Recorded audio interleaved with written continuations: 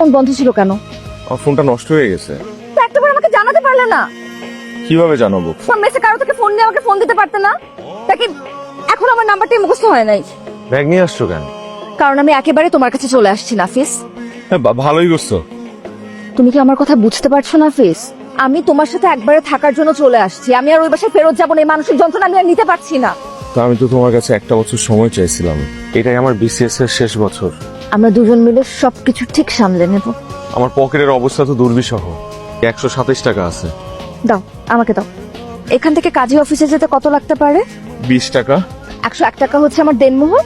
বাকি 6 টাকা দিয়ে 6টা চকলেট কিনে সবার মিষ্টি মুখ করে দিব। ব্যাস হয়ে গেল। তোমাদের বাসা করে রেডি। এটা তো তোর রুম। তো আজ থেকে এরকম তোদের। আপনি এটা টেনশন করছেন কেন? বাকিটা আমরা দেখিল। আপনি জানতো আমার কাছে সবকিছু স্বপ্নের মধ্যে।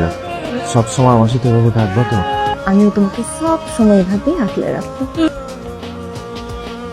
কিরে অনু কই? ভাবি তো রান্না করে। ঘুম ভাঙলো আপনার?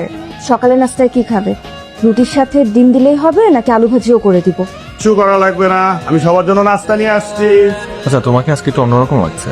গতকাল পর্যন্ত আমি ছিলাম তোমার গার্লফ্রেন্ড, আজকে হয়ে গেছি বউ। বউকে তো একটু অন্যরকম লাগবেই।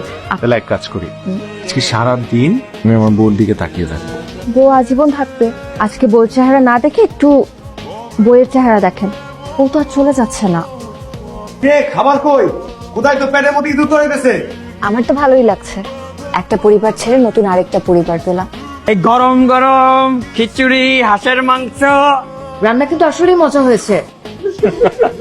তুমি শুধু স্টাডি করো, বাকি সব আমি দেখবো। একটু পর তো টিউশন নিতে যেতে হবে, সামনে আবার ওদের এক্সাম।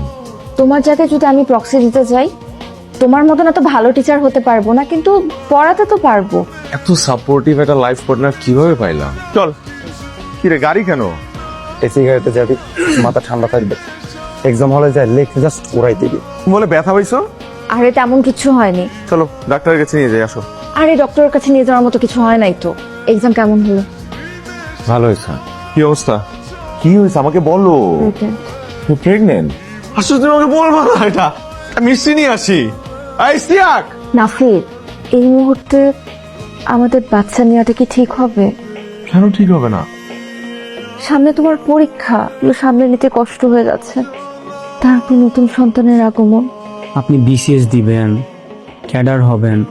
কিন্তু এত কিছু আমি এখন কিভাবে সামলাবো বুঝতে পারতেছি না।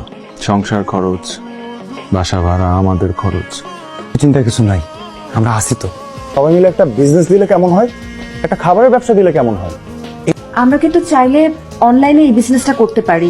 শোন, আমার যেহেতু বাইক আছে, তাহলে ফুড ডেলিভারি কাজটা আমার, তাহলে প্যাকেজিং এর দায়িত্ব আমার।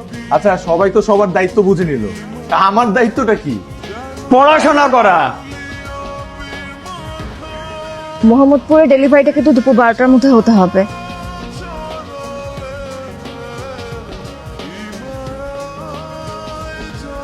ইমপ্রেসিভ। অ্যাঙ্গার ম্যানেজমেন্ট ইস্যুটাকে ঠিক কিভাবে দেখেন? This is very important for an admin officer sir. Sir, আমি গত কয়েকটা বছর এই ইন্টারভিউ বোর্ডে উত্তীর্ণ হওয়ার জন্য অনেক কষ্ট করেছি। এমন কোনো পৃষ্ঠা নেই যে পৃষ্ঠায় কি প্রশ্ন, কি উত্তর সেটা আমার জানা নেই।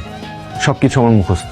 অথবা আমার কপাল খারাপ, ইন্টারভিউ বোর্ডে এমন একটা অপ্রাসঙ্গিক প্রশ্ন করা হয় যে প্রশ্নের সম্মুখীন হয়ে আমি আসলে উত্তর দিতে অপারগ হয়ে যাই। Sir, I have one more question for you. আপনি বলুন তো, আমাদের এই তিনজনের ভিতরে সাইকিয়াট্রিস্টটা কে? উনি একমাত্র সাইকিয়াট্রিস্ট। গুড।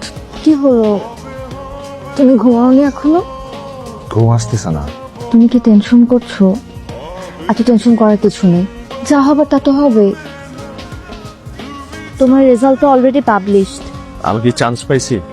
জানি না। এটা ছিল আমার বিসিএস এর শেষ বছর। এইবারও যদি চান্স না পাই, আমি আসলে জানি না আমি কি করব। এতগুলা মানুষের স্বপ্ন, তোমার স্বপ্ন, ওই তিনটা পাগলের স্বপ্ন, তোমাকে মুখ দেখাতে পারবো না অনু। তুমি এত ভেঙে পড়ো না নাফিস।